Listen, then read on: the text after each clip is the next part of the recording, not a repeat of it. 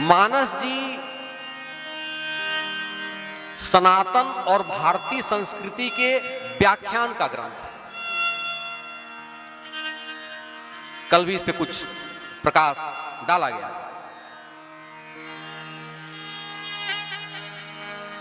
प्रभु श्री राम जाति धर्म संप्रदाय वर्ग सबसे ऊपर है, किसी के नहीं है, और सबके हैं। जाति की सीमा से परे है।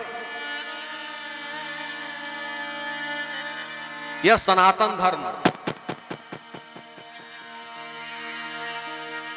हम सबका कल्याण चाहते हैं। आपने करपात्री स्वामी का नाम सुना होगा। करपात्री जी महाराज वाराणसी में निवास करते थे। उनका एक नारा है, उन्होंने एक नारा दिया, उद्घोष किया, बड़ा प्रसिद्ध है। धर्म की जय हो, बोलिएगा आप। धर्म की जय हो, अधर्म का नाश हो, प्राणियों में सद्भावना हो, विश्व का कल्याण हो। यह नारा उन्होंने तब दिया, यह करपात्री स्वामी का दिया गया नारा है। हमेशा हम लोग बोलते हैं, शायद कुछ लोग नहीं जानते। यह नारा उन्होंने तब दिया जब अपना देश गुलाम था।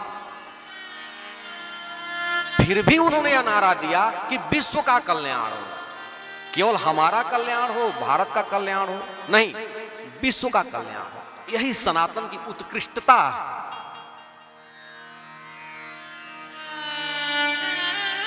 और ऐसे हमारे प्रभु हैं, श्री राम हैं, जो सबका कल्याण चाहते हैं। और ये सकल लोक हितकारी कथा चल रही है। इसीलिए मैंने इस चौपाई को मध्य में रखा। सकल लोक शब्द को मैंने लिया,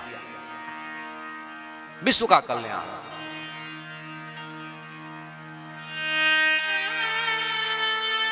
गोस्वामी जी से पूछा गया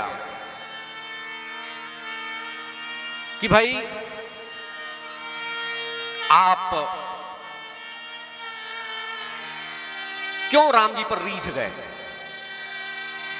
आपको कोई और देवता नहीं मिला?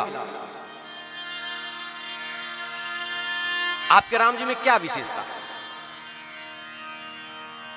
तो उन्होंने कहा कि हमारे राम जी में 6 विशेषताएं हैं। क्या? जय जय। गई बहोरी गरीब नेवाजू, सरल सबल साहिब रघुराजू।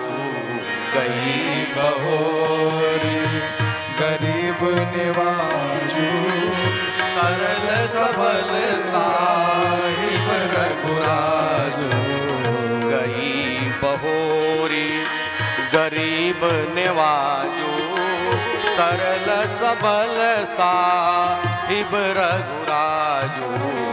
गई बहोरी गरीब निवाजू, सरल सबल साहिब रघुराजू।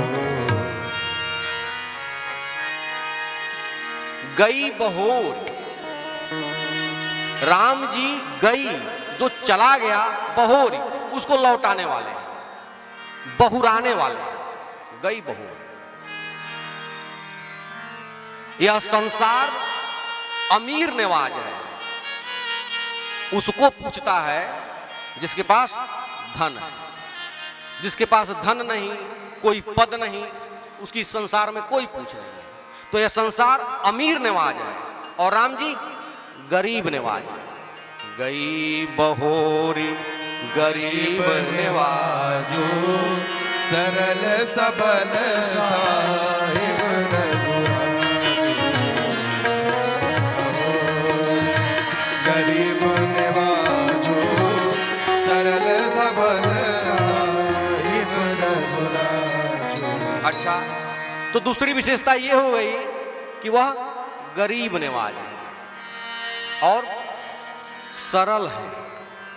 तो फिर पूछने वाले ने कहा कि भाई सरल तो बहुत लोग हैं, यदि आपके पास बल न हो, धन न हो, तो सरल होना आपकी मजबूरी है। तो कहा कि नहीं नहीं, वो ऐसे सरल नहीं है, सरल सबल, वो सबल हैं और सबल होते हुए सरल है। सबल होते हुए, धनी होते हुए और सरल होना यह बड़ा मुश्किल है।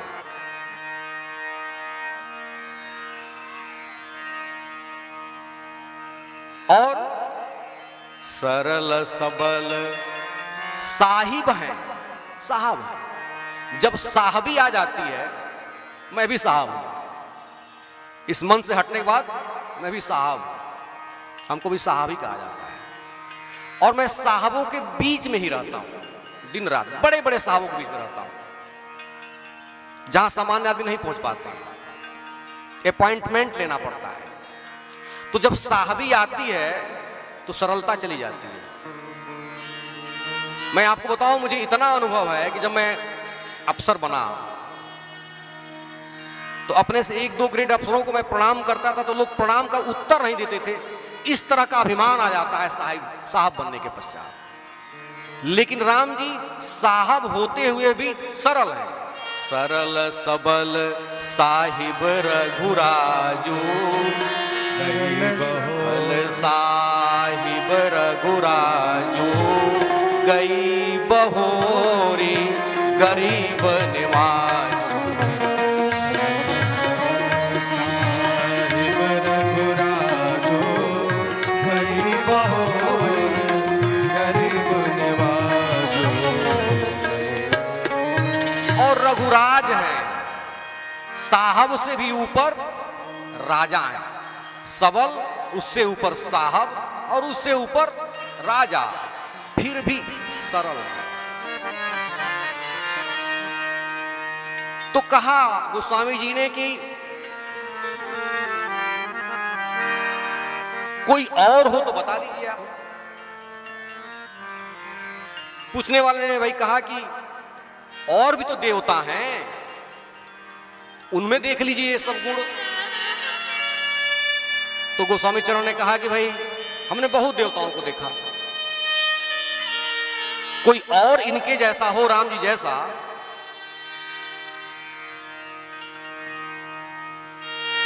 मैं बोला दूसरा कोई। प्रातस्मरणीय स्वामी राजेश्वरानंद जी महाराज, साकेतवासी राजेश रामायणी जी महाराज का भजन है। मैं बोला दूसरा कोई बता दो, इस जमाने में कहा प्रभु से बिगड़ता क्या, कहा प्रभु से बिगड़ता क्या, मेरी बिगड़ी बनाने में। कहा प्रभु से बिगड़ता क्या, मेरी बिगड़ी बनाने में। मजा क्या आ रहा तुमको, मजा क्या आ रहा तुमको, मुझे दर दर घुमाने में। मजा क्या आ रहा तुमको, मुझे दर दर घुमाने में।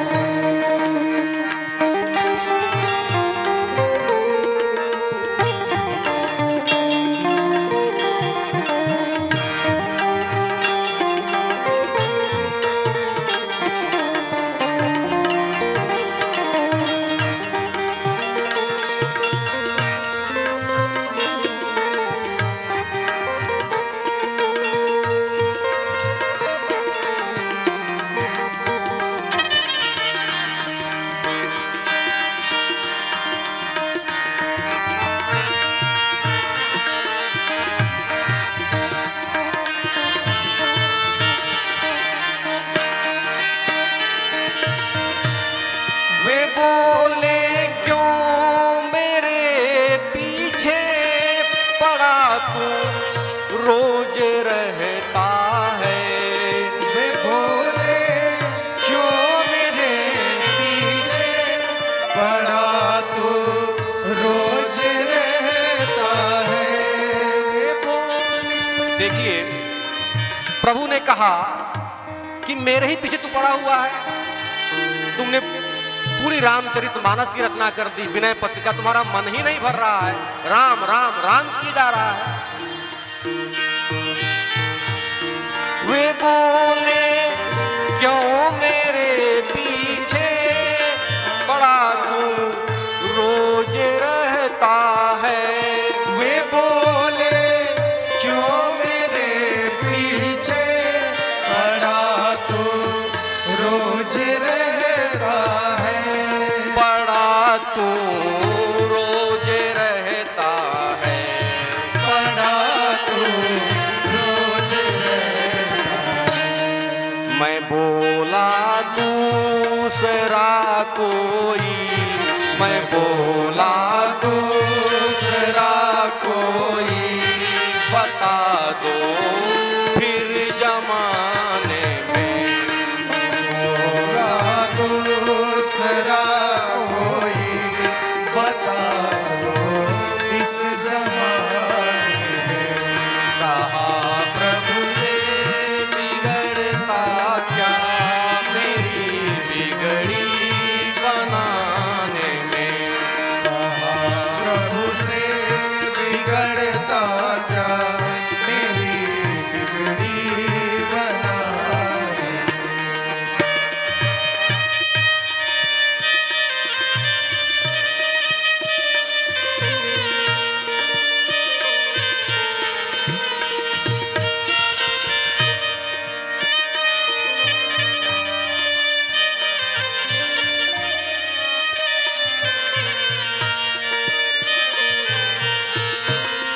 वे बोले कि हजारों हैं करूं दाया मैं किस किस पर। वे बोले कि हजारों हैं करूं दाया मैं किस किस पे। वे बोले कि हजारों हैं करूं दाया मैं किस किस पर। वे बोले कि हजारों हैं करूं दाया मैं किस किस पे। करूं दाया मैं किस किस पे। मैं बोला साफ ही कह दो, मैं बोला साफ ही कह दो बचा कुछ नहीं खजाने में। बोला साफ ही कह दो बचा कुछ नहीं बजाने।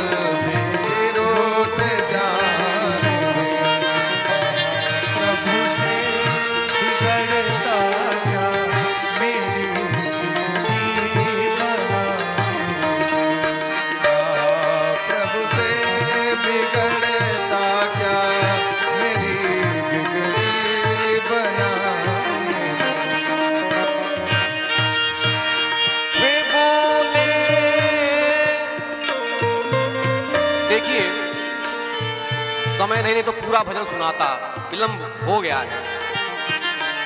प्रभु कह रहे हैं कि यदि मैं रूठ जाता तो तुम ऐसे ना होते, तुमको कौन पूछता। इस संसार में तुमको इतने पूछने वाले हैं, इसका मतलब कि मेरी करुणा, मेरी दया तुम्हारे ऊपर है।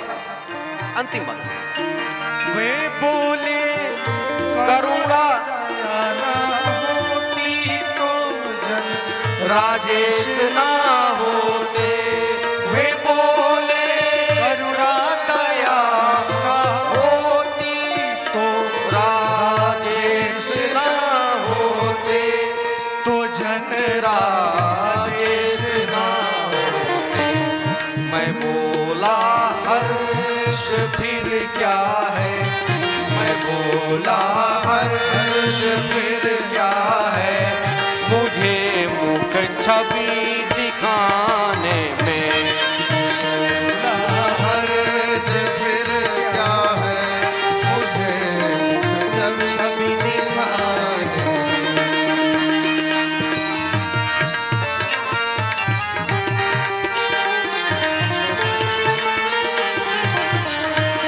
कहा प्रभु से बिगड़ता क्या, कहा प्रभु से बिगड़ता क्या, मेरी बिगड़ी बनाने में। कहा प्रभु से बिगड़ता क्या, मेरी बिगड़ी बनाने में, मेरी बिगड़ी बनाने में, मेरी बिगड़ी बनाने में। कहा प्रभु से बिगड़ता क्या, मेरी बिगड़ी बनाने में। प्रभु ने कहा कि भाई बिगड़ी तो मैं बना सकता हूं, लेकिन इस संसार का कर्म घाट खराब हो गया है, कर्म खराब हो गया है।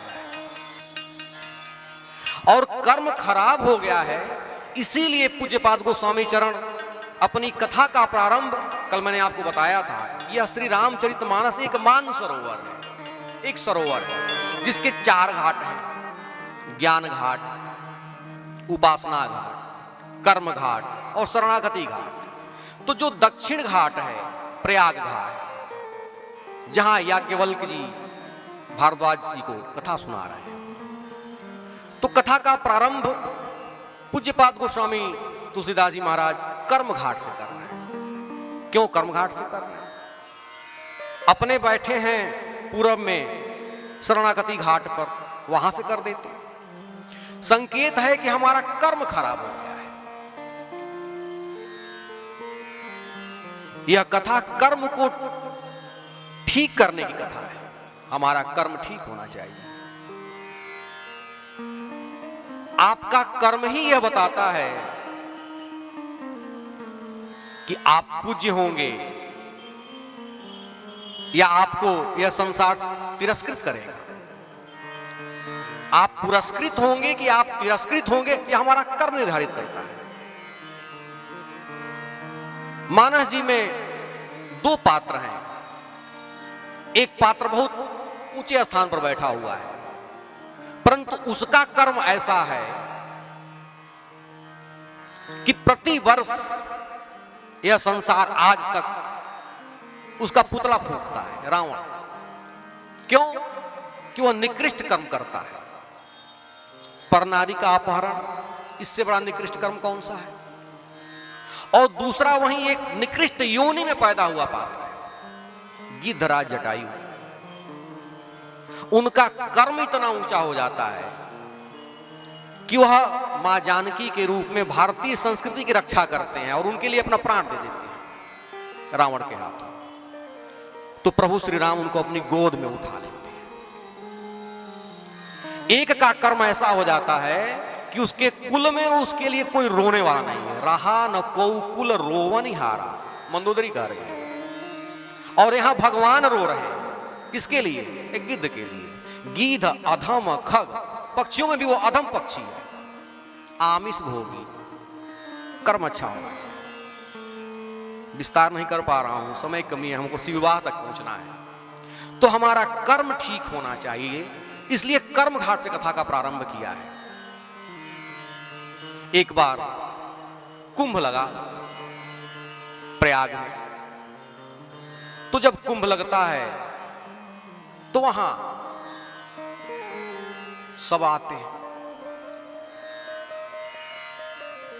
और प्रयाग में ही हमारे भारद्वाज मुनि का आश्रम है। देखिए श्रोता का कितना महिमा मंडन कर रहे हैं पूज्यपाद गोस्वामी तुलसीदास जी महाराज।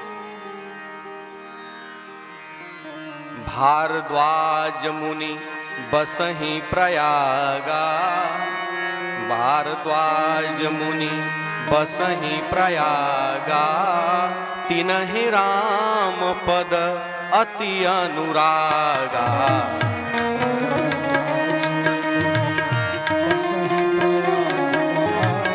तिनहि राम पद अति अनुरागा। भारद्वाज पूज्यपाद ने कहा, देखिए जब मानस जी को आप पढ़ेंगे, राजधानी की तरह मत पढ़िए, आराम से पढ़िए, एक एक शब्द को चबाइए, पीजिए, तब उतरेगा। मैं एक एक अक्षर का रस लेता हूं बचपन से, आनंद आएगा। और मानस जी को लेकर आइए, मेरी यही दक्षिणा है। आप जानते हैं कि मैं कुछ नहीं लेता, यही दक्षिणा है कि आप मानस जी को खरीदिए, लेकर आइए, आनंद आएगा। तो कहा जब पात्रों का प्रवेश देते हैं तो बड़ा महिमा मंडन करते हैं। जैसे हमारे बॉलीवुड हॉलीवुड के फिल्मों में जब हीरो को डायरेक्टर प्रवेश दिलाता है तो आप देखते हैं कि कुछ ना कुछ विशेष करता है, ताकि पता चले कि यही हीरो है फिल्म का। तो कहा कि भारद्वाज मुनि, मुनि है और बसहि प्रयागा, प्रयाग में बसते हैं। यह संसार बसने के लिए है। हम क्या करते हैं, हम संसार में फंस जाते हैं। मुनि संसार में बसते हैं, फंसते नहीं हैं। महाराज जी विरक्त हैं तो संसार में ये बस रहे हैं, फंसते नहीं हैं। हम क्या करते हैं, हम फंस जाते हैं। गृहस्थ में और विरक्त में यही अंतर है। गृहस्थ संसार में बसता भी है और फंसता भी है, और विरक्त संसार में बसता तो है, फंसता नहीं। वह जानता है कि यह तो जिंदगी एक किराए का घर है, एक न एक दिन बदलना पड़ेगा। यहां तक कि ये भजन ऐसा ही स्मरण आ गया, मन तो कर रहा है सुनाने को, लेकिन समय नहीं है। बसते हैं भारद्वाज जी। हम एक घर तो छोड़ नहीं पाते हैं। आप देवरिया में आपका एक घर है, सभी के आवश्यक मकान है, और अभी कह दिया जाए आपका बेटा दिल्ली चला जाए, बॉम्बे बेंगलोर चला जाए, और वो कहे कि अम्मा पिताजी हमारे साथ चलिए, 90% माताजी पिताजी लोग नहीं जाएंगे। क्यों? क्योंकि बसने के साथ साथ फंसे हुए हैं, मोह हो गया है उससे। इस संसार से हमारा मोह हो गया है। यह संसार बसने के लिए है, फंसने के लिए नहीं।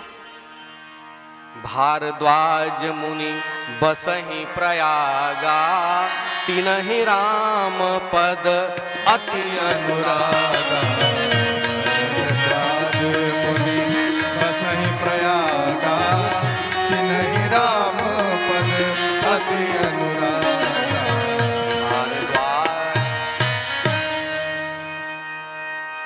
भारद्वाज मुनि वैमानिक शास्त्र के प्रणेता हैं।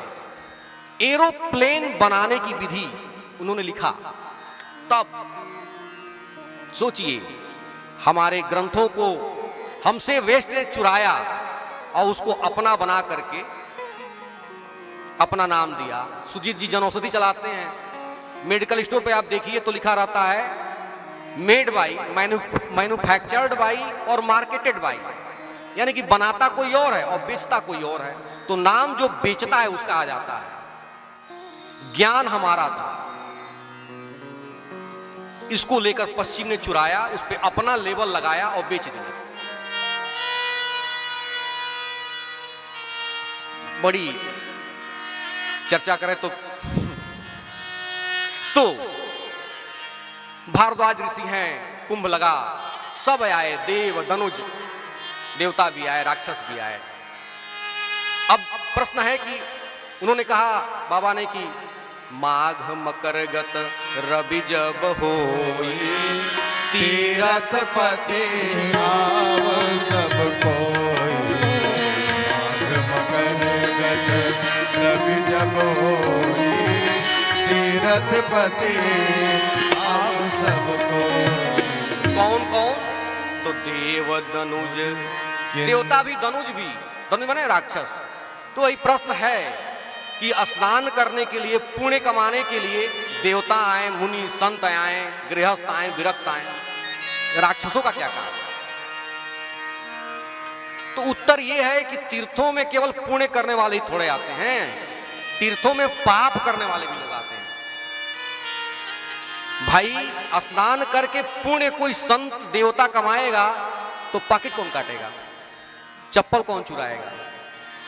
ये लोग भी तो पहुंचते हैं वहां पर। तो इसलिए बाबा ने कहा कि देव दनुज किन्नर नर श्रेणी सब यार सादर मजहि सकल त्रिवेणी, देव दनुज किन्नर नर श्रेणी सादर मजहि सकल त्रिवेणी। सादर मज, जब जाइए तो आदर आदर के साथ स्नान करिए। जिस तीर्थ में जाइए उसके प्रति आदर हो आपके हृदय में, तब जाइए वहां पर। तो कुंभ लगा, सब आए, स्नान किया, 1 महीने तक चर्चा चली, सब जाने लगे। याज्ञवल्क्य ऋषि जी भी आए हैं उसमें, बड़े ज्ञानी हैं। उनकी चलाई हुई,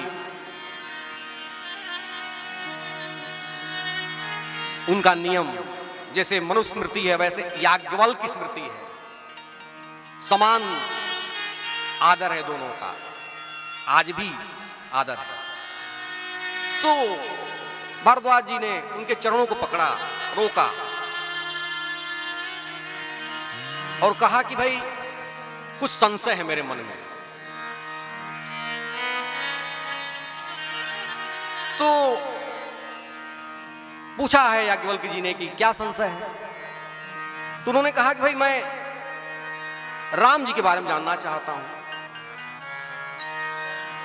राम कौन प्रभु पूछो तो ही, कई राम हुए, एक राम वो हुए, एक राम दशरथ का बेटा, एक राम घट घट में लेटा, एक राम का सकल पसारा, एक राम सब जग से न्यारा। ये कितने राम हैं? तो क्या ये सब राम अलग अलग हैं? जो दशरथ का बेटा वो अलग, जो मेरे हृदय में बैठता है वो अलग, जिसका सारा संसार बनाया हुआ है वो अलग, या वो एक ही है? राम कौन कौन है वो? याज्ञवल्क्य जी ने कहा है कि आपको कोई संशय नहीं है। दरअसल आप कथा सुनना चाहते हैं प्रभु की, और अद्भुत बात यह है कि वह पूछते हैं राम जी के बारे में और याज्ञवल्क्य जी शिव चरित प्रारंभ कर देते हैं। क्यों? क्योंकि शिव पार्वती श्रद्धा और विश्वास है, उनको पहले श्रद्धा और विश्वास का मिलन कराना है। यदि हृदय में आपके श्रद्धा ना हो तो आप यहां बैठेंगे नहीं, बात मन में नहीं उतरेगी जो मैं कहूंगा, यहां से सुनेंगे यहां से निकल जाएगी। तो श्रद्धा और विश्वास होना चाहिए। भवानी शंकरौ वंदे श्रद्धा विश्वास रूपिणौ। तो प्रारंभ किया है कि एक बार जय जय त्रेता जुग माही शंभु गए कुंभज ऋषि पार, एक बार त्रेता जुग माही शंभु गए कुंभज ऋषि पार, संग सती जग जननी भवानी पूजे ऋषि अखिलेश्वर जानी, साम कथा मुनि बरज बखानी सुनी महेश परम सुख मानी। एक बार निश्चित कोई तिथि नहीं बताते हैं गोस्वामी जी, ताकि विवाद न हो। जब आपको डेट बता दिया जाएगा तो मनुष्य, मैंने कहा ना कि तर्कशील प्राणी है, ढूंढने लगेगा कि कहां लिखा है। बाबा कहते हैं और यह संवाद का ग्रंथ है। मानस जी में चारों घाटों पर 4 वक्ता 4 श्रोता संवाद कर रहे हैं। इस विश्व को संवाद की बड़ी आवश्यकता है। आप देखेंगे तो चारों तरफ विवाद ही विवाद चल रहा है, एक देश का दूसरे देश से। आप देखिए, इधर रूस और यूक्रेन, उधर अमेरिका, हमारे देश से विवाद, हमारा पड़ोसी विवाद, घर घर में विवाद। यदि विवाद को समाप्त करना है और संवाद को स्थापित करना है तो मानस जी के शरण में आइए। पोथिया हटा के मानस शरण में आ जाए। तो एक बार त्रेता युग में शिव जी कुंभज ऋषि अगस्त जी के पास गए। कुंभज कहा, कुंभ मने घड़ा, घड़े से उनकी उत्पत्ति हुई है। क्यों गए? तो कथा सुनने गए। अब प्रश्न है कि कहां शिव जी, कैलाश के निवासी, ये वन में रहने वाले मुनि, लेकिन कथा का महत्व है कि वहां से उतर करके आए। और संग सती जग जननी भवानी, कहा कि जब तैयार हो रहे थे तो सती जी, पार्वती जी पूर्व जन्म में सती जी हैं। पूछा कि बाबा आप कहां जा रहे हैं? बाबा ने कहा कि कथा सुनने जा रहे हैं। जब आप आइए तो अपने साथ किसी न किसी को लेके आइए। सत्कर्म में, सत्संग में, अच्छे कार्यों में अकेले नहीं जाना चाहिए। किसी को लेके जाने का भी पुण्य मिलता है।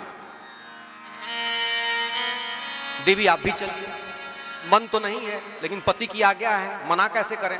चल दी कि भाई चलो। बहुत लोग यदि पति तीर्थ पे जा रहा है, आजकल तीर्थों की बड़ी यात्रा होती है और तीर्थों के नाम पर लोग घूमने चले जाते हैं। एक घर से पुराने जमाने के लोग नई बहुओं को कहीं जाने नहीं देते थे, लेकिन जब बात आ जाती है कि हम देवी देवता का दर्शन करने जा रहे हैं तो उस वहां पर जब बात किसी देवता की आ जाती है तो फिर सासू मालो मना नहीं कर पाती है, जाओ। और मन में ये रहता है चलो इसी बहाने घूम के आएंगे।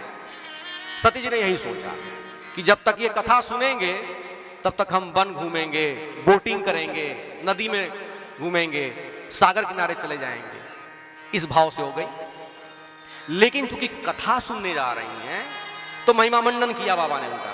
संग सती, बेटी हैं सती, पहला नाम लिया। जग जननी भवानी, नारी के 3 रूप हैं। वो किसी की बेटी है, किसी की पत्नी है, किसी की मां है। तो सती दक्ष की बेटी है, सती कह दिया। भवानी भव की पत्नी है, भव अर्थात शिव जी की पत्नी है तो भवानी कह दिया। जग जननी, जगत की जननी है, मां है। तीनों रूपों का स्मरण किया, कितना महिमा मंडन किया। लेकिन जब पहुंच गई वहां पर तो उनके मन में, आज महाराज जी मंच पर बैठे हुए हैं, विरक्त संत हैं, हमारे जैसे अबोध बालक की कथा सुनने के लिए चले आए, इसलिए कि अभिमान से विगत हैं। अब मन में भाव ये आ जाए कि ये छोटा बच्चा मुझे क्या सुनाएगा। यहां कितने ऐसे वर्ण बैठे हुए हैं जो हमसे बहुत अधिक ज्ञानी हैं, लेकिन उनके मन में ये भाव आ जाए यह क्या सुनाएगा, आप सुनेंगे नहीं। उनके मन में भाव आ गया कि मेरे पति, त्रैलोक के पति, उनको अगस्त जी कथा कहां सुनाएंगे। सुनी नहीं तो सुनी महेश, अकेले नाम लिया। परम सुख मानी, चलने लगे। बैठिए तो मन से बैठिए, 10 मिनट सुनिए, मन से सुनिए। यदि आप कथा को मन से नहीं सुनेंगे तो कथा का तो कोई नुकसान नहीं होगा। कथा तो प्रभु की है, चलती ही रहेगी। आप अपना नुकसान अवश्य करेंगे। आज इस प्रसंग में देखिएगा, सती जी ने कथा नहीं सुना, अब आगे उनका कितना नुकसान होने वाला है। तो चूंकि कथा नहीं सुनी तो जब चलने लगी तो पूज्यपाद ने परिभाषा बदल दी।